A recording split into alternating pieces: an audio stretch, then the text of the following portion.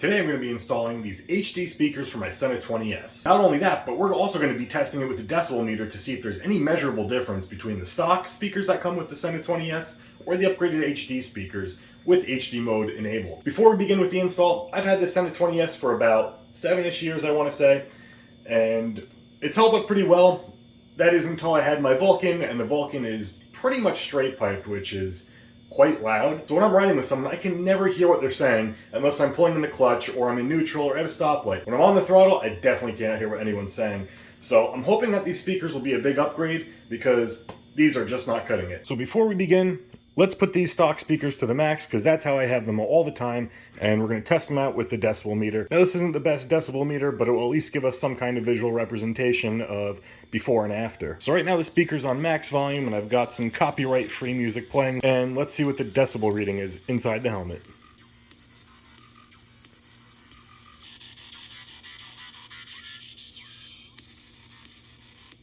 And with it at the ear, we're going to be looking at somewhere just in the low 80 decibel range if you were to press your ear right against the stock speakers at full volume, as well as having this phone up at full volume as well. So now let's take out these stock speakers and pop these HD ones in. And in order to do that, we're going to power down our Sena first.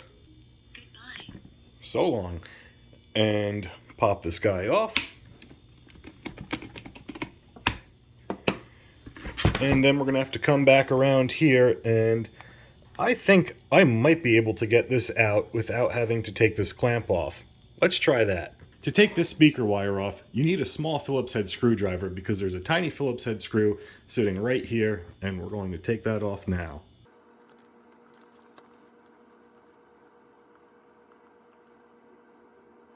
And there we go. You'll have to trust me because it's not going to focus on it. All right, and once that screws out, you should just kind of be able to wiggle that free, just like that, which is awesome because we never had to unclamp ours. Now, if yours sits a little lower into the helmet, depending on the helmet you have and how you've had yours installed, you may have to loosen the clamp up, but you don't have to take it off all the way, so that's a big time saver. Next, we're going to take the foam padding out of the helmet and route our speakers kind of like how we had our stock ones. My helmet's definitely due for a replacement. It should not come apart like this, so I'm just going to show you how to install this one, and I probably won't use this helmet again, but there we go. Your speakers come out, and if I'm not mistaken, these longer wires help aid in FM radio reception, but I don't listen to that, so if you do, you might want to run this up and high and over your helmet, whereas I'm just going to tuck this around the back because it's a little easier. So let's take a look at what's inside the box here. So it looks like you've got your HD speakers, an instruction manual, and some double-sided Velcro that you can stick this on. Inside of my helmet, there's already some kind of felt material that this sticks to really well. So I'm just going to leave that in place. Now let's take a look at the difference in size. These are the stock ones, and these definitely protrude and sit on my ear quite a bit. These look, the HD ones, look quite a bit thinner and a bit smaller altogether. So I don't know if that's going to produce less sound or not. It really depends on the driver in here and the ohms and all the other fun speaker stuff. But I like the fact that they're smaller. That's definitely a positive for me.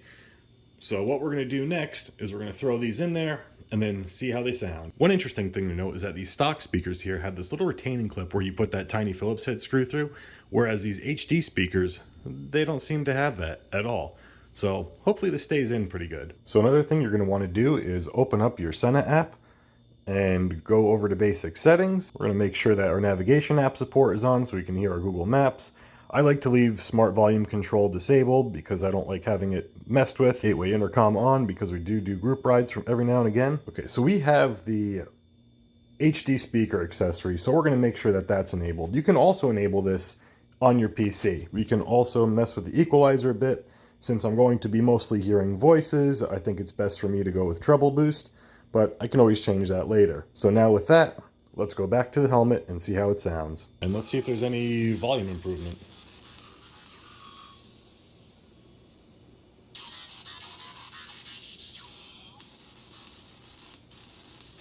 So there seems to be some kind of noticeable improvement. Before it was bouncing around from the mid to high 70s to now it seems to be consistently above 80.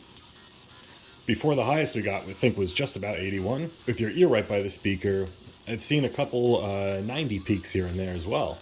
Well, to my surprise, it actually does sound quite a bit louder in here. So the install for that pretty much took no time at all, maybe about 10 minutes total, and depending on the type of helmet you have, it may take a little longer, it may take a little less long. So I'm gonna have to go for a ride with my buddies and test out how it sounds, and then, actually, you know what? Let's keep that in this video. So I actually ended up going for like a 7-hour ride with this setup, and here's a sample of what that was like.